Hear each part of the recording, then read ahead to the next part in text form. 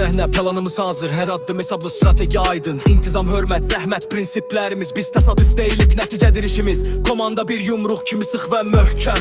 Hər üzv ayrı güc, birlikdə mükəmməl. Məşq zalı şahiddir səbrimizə. Zirvə uzaq deyil, inanırıq özümüzə. Təzik artdıqca ruhumuz bərkiyir. Çətinlik gəldikcə sistem işləyir. Deyəsən tim birlikdə qalxırıq. Hər anda səviyyəni artırıq.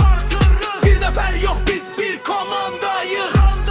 Hədəf zirvədirsə biz hazırdayıq.